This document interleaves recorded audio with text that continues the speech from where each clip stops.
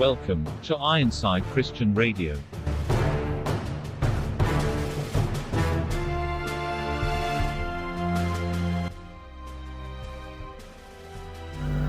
तर आज आपण पुन्हा एकदा भेटत आहोत आणि पुन्हा एकदा एक टॉपिक जो मागच्या वेळी आपण थोडक्यामध्ये घेतला होता त्याच्यावर पुन्हा एकदा खोलवर चर्चा करण्याची गरज असे दिसत आहे. म्हणजे त्याच्यावर चर्चा केल्यानंतर बऱ्याचशा गोष्टी क्लिअर होतील.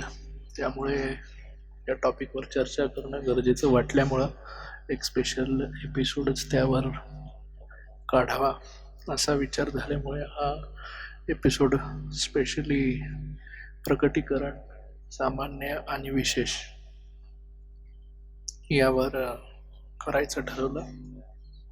आणि त्यामध्ये आपण पाहू की देव ज्या पद्धतीने प्रकट होतो, स्वतःचे विचार आणि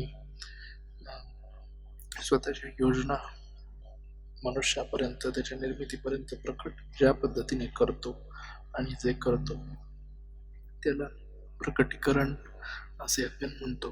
ती गोष्ट मग कोणत्याही माध्यमातून असेल तर ते प्रकटीकरण असतं. याच्यामध्ये दोन प्रकार पडतात: सामान्य प्रकटीकरण आणि विशेष प्रकटीकरण. तर सर्वप्रथम आपण पाहू की सामान्य प्रकटीकरण काय असतं. तर सामान्य प्रकटीकरण ते आहे जे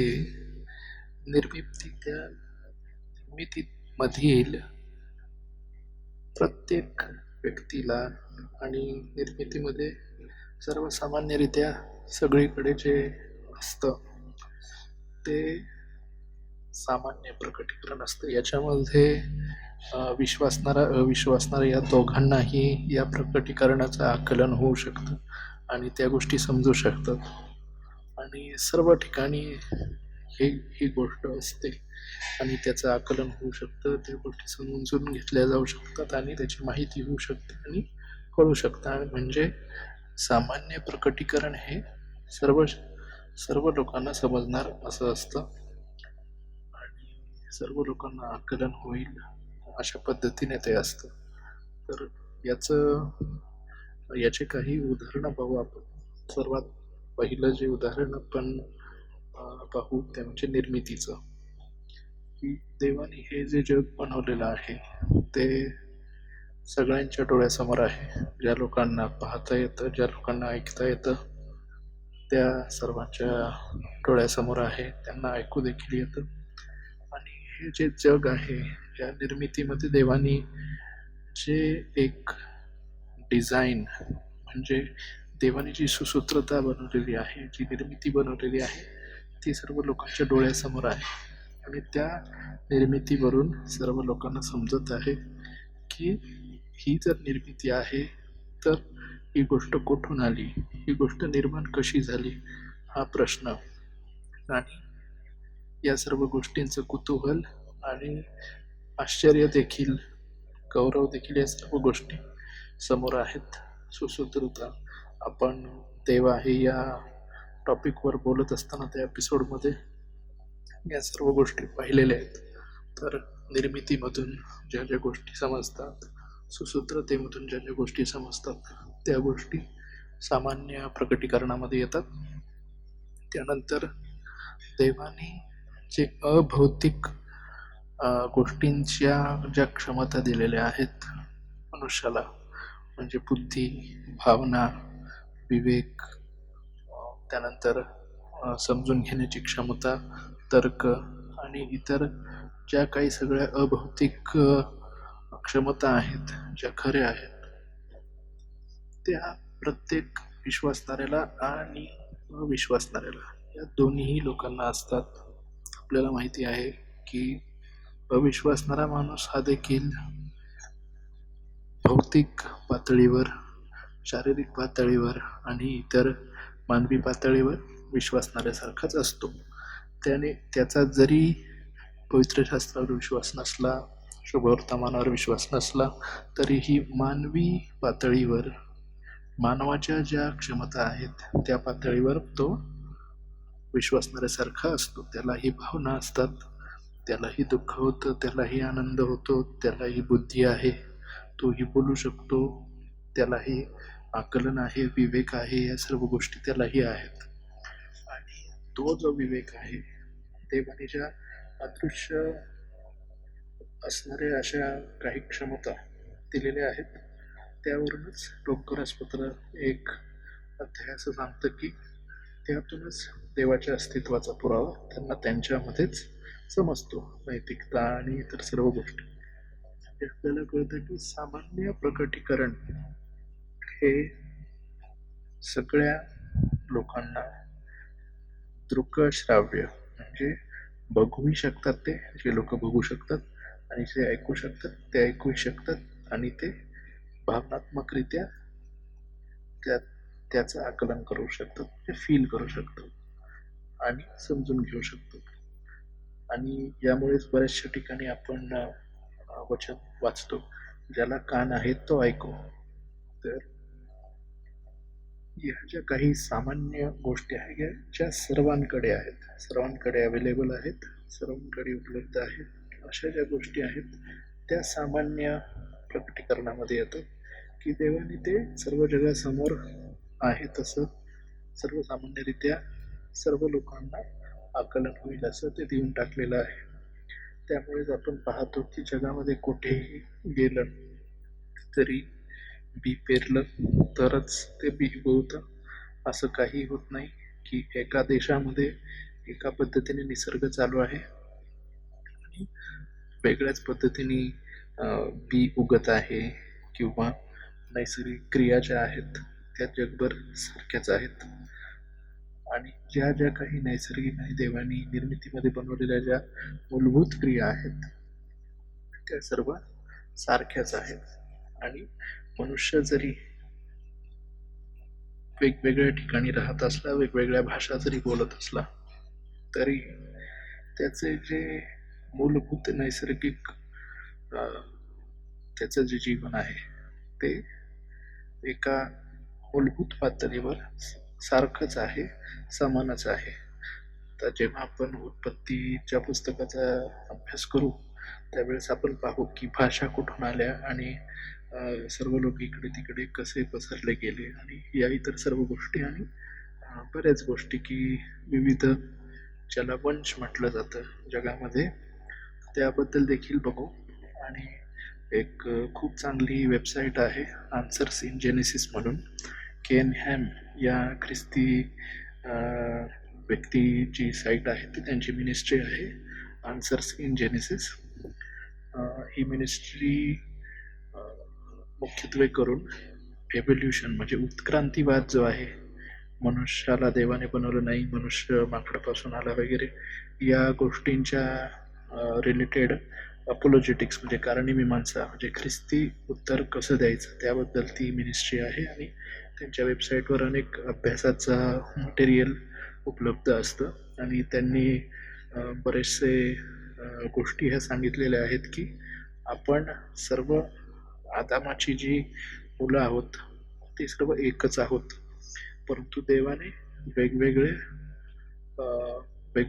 वेगवेगळ्या वेगवेगळ्या रंगाची एक रंगसंगती तिथं बनवलेली आहे. देवाने आपल्याला एकमेकांची झेरॉक्स कॉपी बनवलेलं नाही किंवा एकमेकांचा क्लोन बनवलेलं नाही. तुम्ही कल्पना करा, जर जगामध्ये जेवढे पण 7 बिलियन लोक आहेत ते जर सगळेच लोक एकमेकांसारखे दिसत असते तर ते लोक किती गोंधळ उडाला असता, आणि कोण कोण आहे काही कळलं नसतं, आणि सगळीकडे काहीच म्हणजे एकदम असं विचित्रपणा तो झाला असता. आणि वंश वेगळे असणे, भाषा वेगळे असणे किंवा रंग वेगळे असणे याचा अर्थ असा नाही की कोण्या वेगळ्या रंगाच्या माणसाला तुम्ही द्वेष करावा, किंवा कोण्या वेगळ्या भाषेच्या माणसाला तुम्ही द्वेष करावा, किंवा कोण्या वेगळ्या ठिकाणी राहणाऱ्या माणसाचा तुम्ही द्वेष करावा, याचा असा अर्थ नाही.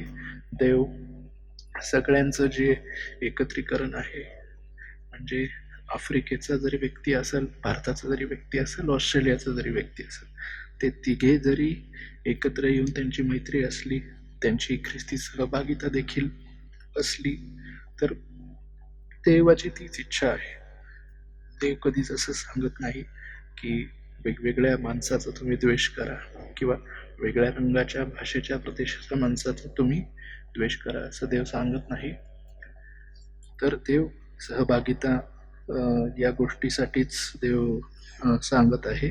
परंतु काही लोक वेगळा अर्थ लावतात आणि असं सांगतात की अमुक मनुष्य तो या रंगाचा आहे, या भाषेचा आहे, या ठिकाणी राहतो म्हणून त्याचा तो वेगळाच राहिलेला बरा आणि मी आता वेगळा राहणार, आणि कारण की मग त्याच्यामध्ये एक द्वेष निर्माण करण्याचा प्रयत्न केला जातो. परंतु शास्त्रामध्ये तसं काही शिकवलं गेलेलं नाही की आदामाची जेवढी काही मुलं आहेत त्यांनी ते काहीतरी वेगळे आहेत आणि कुणीतरी वेगळाच एक वंश आहे, असं नाही. आपण सर्व जगातील जे कोणी जेवढे पण वंश आहेत ते आदम हव्वापासूनच झालेले आहेत.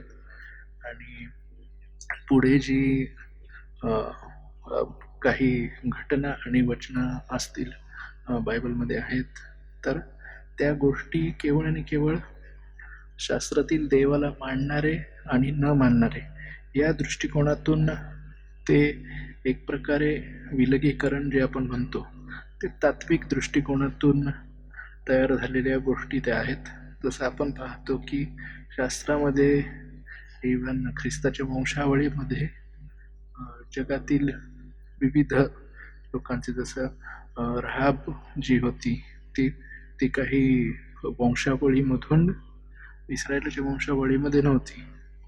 त्याच्यानंतर रुथ जी आहे, तर रुथ देखील मोवाबी होती. ती काय पहिल्यापासून इस्रायली नव्हती, परंतु तिथे तत्व पहिलं घेतलेलं आहे की देवाला ती मानत आहे का. आणि त्याच्यामुळे आपण पाहतो की इज्रा नेहमीच्या काळात, त्याच्या आधीच्या काळात, त्याच्यानंतर त्याच्या खूपच आधी दाविदाच्या मुलांच्याकडे जेव्हा राज्य जातं त्यावेळेस इतर धर्माच्या, इतर तत्व मानणाऱ्या आणि देवाला न मानणाऱ्या लोकांमध्ये विविध लोक लग्नबद्ध होतात. आणि मग त्याच्यामधून कसं शमरोनामध्ये चुकीचं शिक्षण आणि चुकीचं देव या सगळ्या गोष्टी चालू होतात आणि मग तो एक सलोख हा ब्रेक होतो, म्हणजे तुटला जातो आणि तिथे एक प्रकारचा द्वेष निर्माण होतो. तो चुकीचं शिक्षण, चुकीचा देव, वेगळ्या देवांकडे गेल्यामुळे त्या आज्ञा पुढे आलेल्या आहेत आणि मग ती ताटातूट तशी झालेली आहे. त्याची ती धार्मिक आणि तात्विक कारणं आहेत आणि ते डॉक्ट्रिनच्या मूळ तत्वाच्या रिलेटेड आहेत. कारण जर मानसिक द्वेष असता, तर उदाहरण घ्यायचं म्हटलं तर मोशेने जेव्हा कुश या ठिकाणाची पत्नी केली त्यावेळेस जेव्हा मिरियाम त्याला बोलली, तर तेव्हा देवाला ते आवडलेलं नाही. हे आपण वचनामध्ये इन डिटेल वाचू शकता. जर तसं असतं तर देव मोशेला बोलला असता की तू बाहेरच्या व्यक्ती संगती लग्न का केलं किंवा इतर गोष्टी विचारल्या असत्या, पण ते झालेलं नाही. योसेफाने देखील बाहेरची बंदी केलेली असता त्याची जी मुलं आहेत ती करारामध्ये आहेत. राहाब करारामध्ये, रूथ करारामध्ये, इतर बरेचसे लोक ते करारामध्ये आलेले आहेत. तर देवाने त्यांना काही घालवून दिलेले नाहीये. लूक 4 मध्ये येशू उदाहरण देतो. आता सामान्य प्रकटीकरणाकडून विषय इकडे वळला असला तरी हाही विषय आपल्याला समजून घेणं गरजेचं आहे. तर बेसिकली देवाची अशी इच्छा नाही की कोणी कोणाचा द्वेष करावा, परंतु एक समजून घेणं आपल्यालाही गरजेचं आहे की कोणीही व्यक्ती ख्रिस्ती असेल, तो ख्रिस्ती मूळ तत्वाला मान्य करत असेल, सुवार्तेला मान्य करत असेल, शास्त्राला एकदम अधिकारवाणी म्हणून मान्य करत असेल, तर तो कोणत्याही देशाचा, कोणत्याही भाषेचा, कोणत्याही रंगाचा आणि कुठलचा जरी असला आणि तो कसाही असला तरी तो आपला भाऊ आहे, ती आपली बहीण आहे आणि आपली सहभागिता एक आहे. त्यामुळे आपण सर्व पूर्ण जगातील जेवढेही ख्रिस्ती लोक आहोत त्यांची सर्वांची मिळून मंडळी आहे. बरेच लोकांचा गैरसमज असतो की मंडळी म्हणजे केवळ एका ठिकाणी काही लोक ज्या ठिकाणी जमतात तीच आमची मंडळी आणि त्यालाच मंडळी म्हणतात. परंतु शास्त्र तसं सांगत नाही. जगामधील सर्व विश्वासणारे यांचा जो समूह आहे त्या सर्वांना देव मंडळी असं समजतो आणि संबोधतो. तर तसंच आपण देखील समजलं पाहिजे. तर सामान्य प्रकटीकरणामध्ये या सर्व गोष्टी देखील आहेत. एक मुद्दा असाही येतो की देव आहे या मुद्द्याला प्रूव्ह करण्यासाठी की भाषा या कुठून आल्या. भाषा या देवाने सर्व लोकांना दिल्या होत्या. कारण आपल्याला बाबेलचं जी घटना आहे ती उत्पत्तीचं पुस्तक स्टडी करताना आपण पाहूच की तिकडे एक नवा धर्म, एका प्रकारचा नवा धर्म तिथं चालू झाला होता आणि लोकांना वाटत होतं की त्या सगळ्या टॉवरच्या रिलेटेड तुम्ही गोष्टी केल्या तर त्या माणसाला स्वर्गप्राप्ती होईल असा त्यांचा गैरसमज होता. तर ते करत होते तर ती गोष्ट देवानी मोडून काढली आणि त्यांना जे आदामाला अभिवचन दिलं होतं की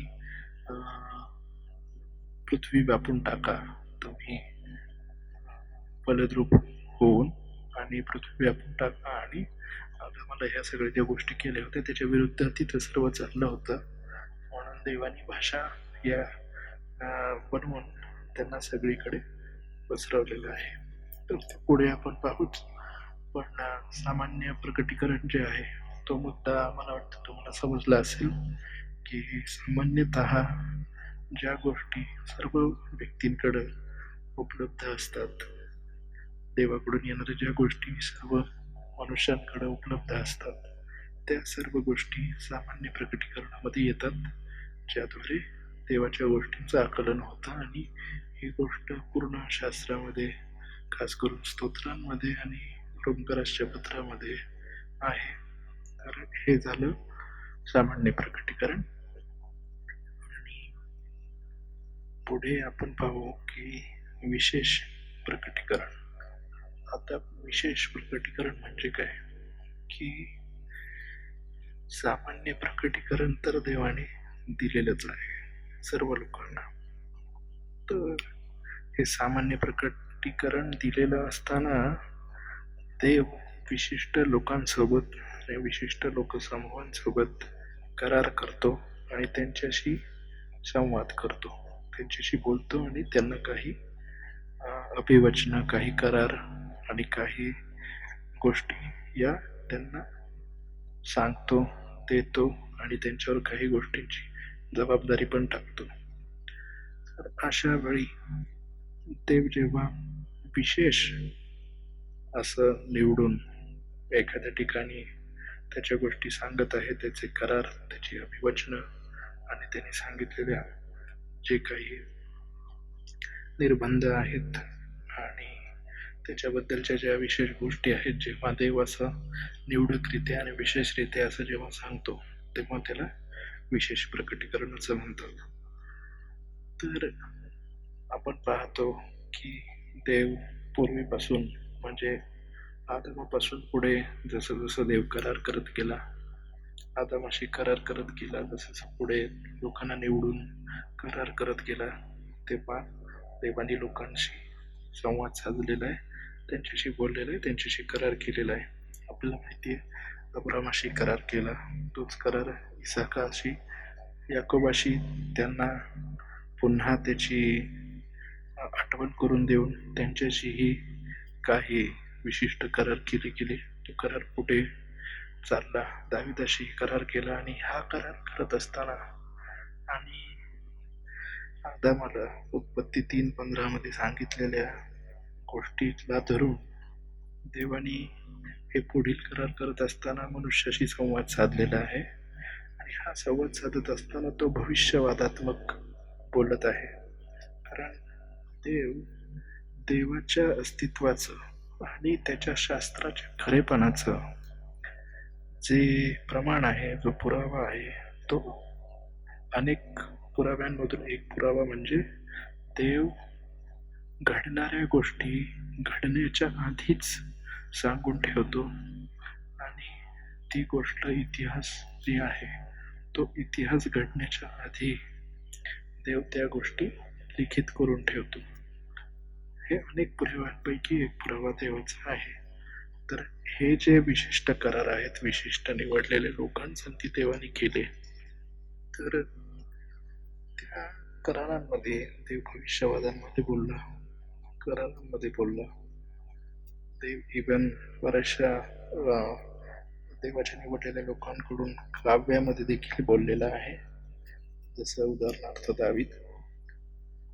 तर हे जे विशेष प्रकटीकरण आहे ते जेव्हा पुढे पुढे देत गेले आणि भविष्यवादाने पुढचा भविष्यवाद समजत गेला आणि पुढे आला आणि पुढे भविष्यवादाच्या नुसार, नियमशास्त्र आणि संदेष्टाच्या नुसार आणि लेखनाच्या पुस्तकाच्या नुसार मसीहाचं आगमन झालं, मसीहाचं रक्तार्पण झालं तुमच्या आमच्या पापासाठी, आणि पुढे त्याचं पुनरुत्थान झालं आणि पुढे भविष्यवाद आहे की तो पुन्हा येणार देखील आहे आणि शेवटच्या काळाचा भविष्यवाद आहे. तर हे जे सर्व आहे कराराच्या लोकांकडे असलेलं देवाच्या वचनाचा जे संकलन आहे, संच आहे, ते झालं विशेष प्रकटीकरण, ज्याला आपण बायबल असं म्हणतो. तर बायबल हे विशेष प्रकटीकरण आहे जे देवाने आपल्यापर्यंत पोहोचवलेलं आहे. प्रथम जसा देव इर्मायाच्या पुस्तकामध्ये म्हणतो की देवाने जसा जुना करार केलेला आहे तसा देव नवा करार देखील करणार आहे. म्हणजे देव नवा करार करण्याच्या आधीच देव नव्या कराराबद्दल बोलतो. तर देव जेव्हा नवा करार करतो तेव्हा त्याच्यामध्ये जगातील इतर लोक सुद्धा मोठ्या प्रमाणावर सामील असणार आहेत हे तो सांगतो. आणि त्याच्यामुळं हे जे बायबल आहे ते आपल्यापर्यंत देखील पोचलेलं आहे. आता आधी देखील इतर राष्ट्रातले लोक देवाला ओळखत होते. त्याच्यातले काही लोक मेन्शन आहेत ज्यांनी खऱ्या देवाचा स्वीकार केलेला आहे. आता त्यांची संख्या त्या मानाने कमी आहे, परंतु त्यांचं मेन्शन आपण बायबलमध्ये बघतो. आता काही लोकांना वाटेल की जुन्या कराराच्या काळामध्ये केवळ इस्रायली लोकच तारण पावत होते का?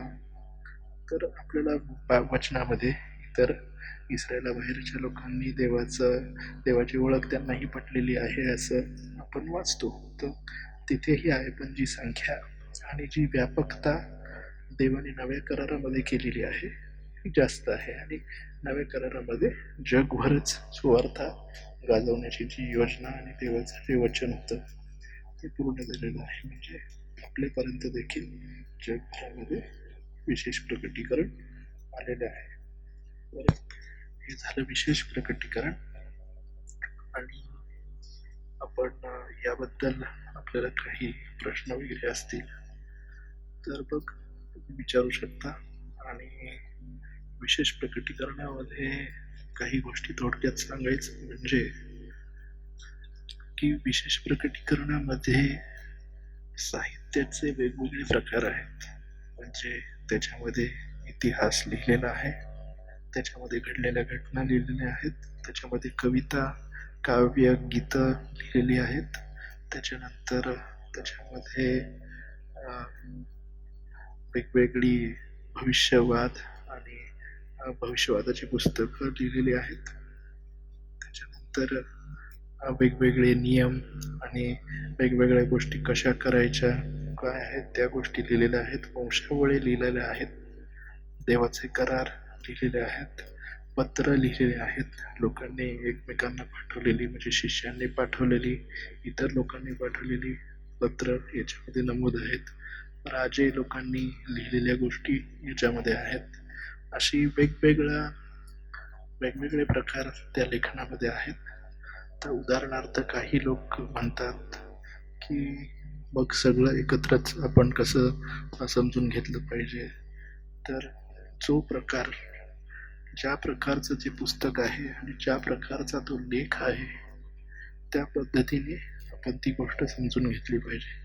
जेव्हा ती गोष्ट एक शब्दशःरित्या एखाद्या गोष्टीचं वर्णन करते तेव्हा आपण ती गोष्ट शब्दशः समजून घेतली पाहिजे.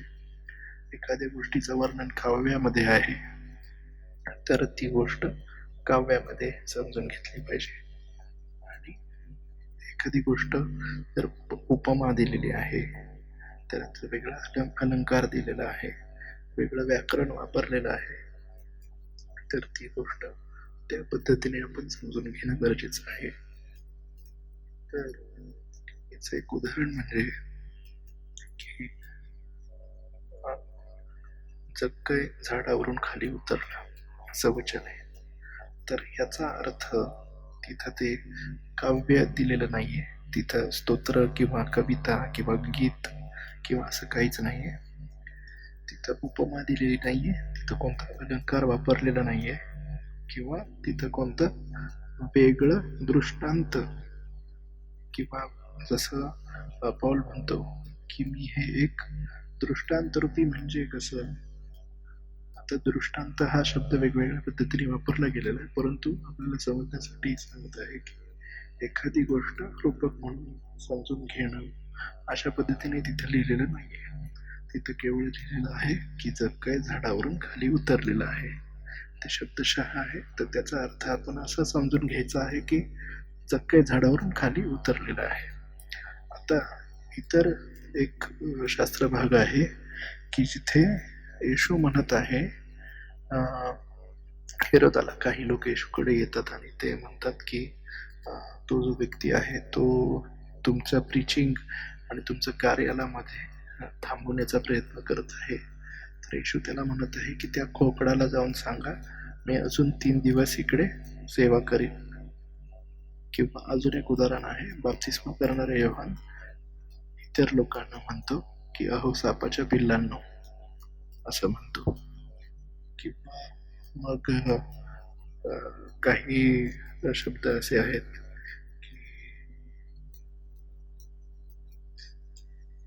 ते पक्ष्यांप्रमाणे होतील, गरुडांसारखे होतील आणि हरिणीसारखी मला तृष्णा लागलेली आहे, तहान लागलेली आहे, हरिणीसारखा माझा जीव व्याकुळ होत आहे. तर या काय आहेत, या उपमा आहेत.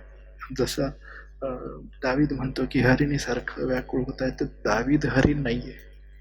इथे दावीदाने काव्यात्मक अलंकार वापरलेला आहे.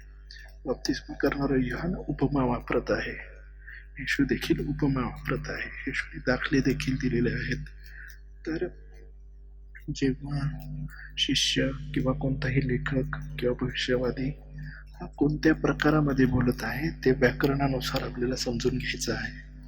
कारण शब्दशः म्हटलं तर शब्दशः मुख्यत्वे करून शास्त्र हे शब्दशः आकलन करण्याचंच आहे. परंतु काही लोक जर म्हणतील की व्याकरणाचा प्रत्येकच प्रकार शब्दशः घ्या, तर तसं होऊ शकत नाही. शब्दशः मध्ये व्याकरणाचे प्रकार देखील येतात. उपमा देखील आपण वाचतो तेव्हा तिथं काय म्हटलं गेलेलं आहे त्या गोष्टी शब्दशः आपण समजून घेतो, परंतु तिथे जर उपमा असेल ती उपमा म्हणून समजून घेतो. याचा अर्थ आपण त्या वचनाचा अर्थ बदलत नाही, परंतु तिथं जे अभिप्रेत आहे ते आपण समजून घेतो. तर उदाहरणार्थ आपण जेव्हा म्हणतो की एका दुसऱ्याला की का बाबा तू तुझ्या पायावर कुऱ्हाड बांधून घेतो, तर आपण जे त्याला काय सांगत आहोत की बाबा तू तुझ्यासाठी हानिकारक, तुझ्यासाठी त्रासदायक अशी गोष्ट का करत आहेस, ती गोष्ट सांगण्यासाठी आपण त्याला एक वक्तव्य वापरतो. ते म्हणजे का रे बाबा तुझ्या पायावर स्वतःच्या कुऱ्हाड मारून घेत आहेस तू. तर याचा अर्थ आपण त्याला समजतो. आपण काय असं म्हणतो का की खरोखरचीच कुऱ्हाड तो माणूस स्वतःच्या पायावर मारत आहे, नाही. पण तिथे जो अर्थ सांगायचा आहे तो आपण समजून घेतो. त्याच प्रकारे जेव्हा आपण शास्त्राच्या उपमेचा अर्थ समजून घेतो त्यावेळेस आपण ती उपमा समजून घेतली पाहिजे. आता त्या उपमेला अजून उपमा लावणं तेही चुकीचं आहे. जेव्हा एखादा शब्द शब्दशः दिलेला आहे त्याला शब्दशः अर्थ बदलून इतर अर्थ लावणं तेही चुकीचं आहे. आणि ते आपल्याला आपल्या विश्वासातून बाहेर नेऊ शकतं. आणि ते साफ चुकीचं आहे. शास्त्रामध्ये ज्या अर्थाने तो लेख लिहिलेला आहे, ते वचन लिहिलेलं आहे, त्याच अर्थाने आपल्याला समजणं गरजेचं आहे. नाहीतर आपण पुढे जाऊन खोट्या शिक्षणामध्ये जाऊ आणि नंतर ख्रिस्ती विश्वासातून बाहेर जाऊ. तर थोडक्यात विशेष प्रकटीकरण हे विशेष लोकांसाठी असतं आणि देवाच्या कराराच्या लोकांसाठी असतं आणि ते एकमेव असतं. म्हणजे त्याचा एकच अर्थ असतो. तर वचनामध्ये एक गोष्ट सांगितलेली आहे तर एकाच वेळेस त्याचे दोन विरुद्धार्थी अर्थ तयार होऊ शकत नाहीत. त्याचं लागूकरण हे सामायिक गोष्टींना धरून होऊ शकतं, परंतु त्याचं विरुद्धार्थी अर्थ विवरण किंवा अर्थ आकलन होऊ शकत नाही. ते शास्त्राच्या विरोधात आहे. जसं जर येशू म्हणतो की मीच तारणारा आहे, तर वचनानुसार येशूच तारणारा आहे. त्याच वेळेस दुसरा कोणी तारणारा आपण तिथे ठेवू शकत नाही किंवा इतर काही गोष्टींना विचित्र अर्थ लावू शकत नाही. आता जे लागूकरण आहे सामायिकतेवरून आणि समानतेवरून, तर ज्या प्रकारे दावीद म्हणतो परमेश्वर माझा मेंढपाळ आहे, कारण तो करारामध्ये आहे, तो देखील देवावर प्रीती करतो, देव देखील देवावर प्रीती करतो. त्याच प्रकारे आपण देखील करारामध्ये आहोत, आपण देखील देवावर प्रीती करतो, म्हणून आपण दावीदाचा स्तोत्र स्वतःला लागू करून वाचू शकतो.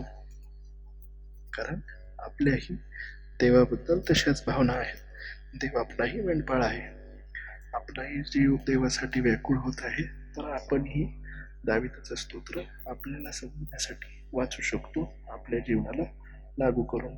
परंतु आता उद्या जर कोणी उठून म्हटलं तूच दावीद आहेस का, तूच गल्ल्याथाला मारलंस का, तर आपण दावीद होऊ शकत नाही आणि आपण गल्ल्याथाला जाऊन मारू शकत नाही. आपण त्या काळामध्ये नव्हतो, आपण दावीदही नव्हतो, आपण गल्ल्याथाच्या समोर थांबलोही नव्हतो. तर लागूकरण हे आपल्याला विचार करून करायचं आहे. आपण कोणतीही उपमा किंवा कोणताही अलंकार किंवा कोणतीही गोष्ट उचलून स्वतःला लावून त्या गोष्टीचा अर्थ बदलू शकत नाही. आणि याचं आपल्याला उदाहरण नवीन करारामध्ये देखील दिसते. जर ख्रिस्ती व्यक्तीला, करिंथकराच्या मंडळीतल्या ख्रिस्ती व्यक्तीला प्रेषित पाऊल काही वचन सांगत आहे, तर ती देखील मंडळी आहे देवाची आणि पाऊल देवाचं वचन सांगत आहे, तर जसं ते त्यांना अप्लाय आहे, त्यांना लागू आहे, तसं मलाही लागू आहे, कारण मीही ख्रिस्ती आहे आणि त्यांच्यापर्यंत पवित्र शास्त्र तसं जात आहे आणि माझ्यापर्यंत सुद्धा येत आहे. म्हणून जे करिंथकराच्या मंडळीला लागू आहे ते मला देखील लागू आहे, इतर मंडळींना जे लागू आहे ते मला देखील लागू आहे, कारण मी ख्रिस्ती आहे. जर प्रेषित पाऊल त्यांना सांगत आहे की तुम्ही प्रार्थना करा आणि त्या गोष्टी पुढच्या सांगत आहे, तर ती गोष्ट मलाही लागू होते की मी प्रार्थना केली पाहिजे. आणि इतर जे काही नियम त्या ठिकाणी दिले असतील ते, तर मला असं वाटतं तुम्हाला समजलं असेल. सामान्य प्रकटीकरण आणि विशेष प्रकटीकरण, आणि याच्याबद्दल काही प्रश्न असतील, काही शंका असतील, तर तुम्ही कमेंटमध्ये टाकू शकता आणि विचारू शकता. तर कोणताही काही मुद्दा समजला नसेल तरीही विचारू शकता. आपण पुन्हा एपिसोड घेऊन त्या गोष्टी एक्सप्लेन करू शकतो, काही प्रॉब्लेम नाही. आपण पुन्हा पुढच्या एपिसोडमध्ये भेटूया. तर मला असं वाटत आहे की सामान्य एपिसोडपेक्षा या एपिसोडचा जो भाग आहे तो वेळेच्या अनुसार मोठा झाल्यामुळे या एपिसोडला दोन एपिसोडचं टायटल द्यावं असं मला वाटतं. सामान्य प्रकटीकरण आणि विशेष प्रकटीकरण नावाचे दोन एपिसोड, आणि त्या दोन एपिसोडचं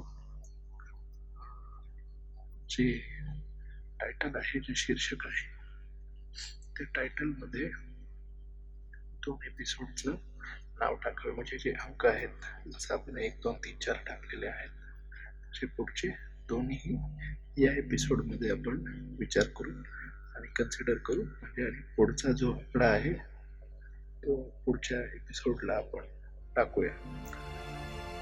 ठीक आहे, तर आपण भेटूयाच. See you next time. Subscribe to Ironside Christian Radio YouTube channel, hit the bell icon, like, comment and share.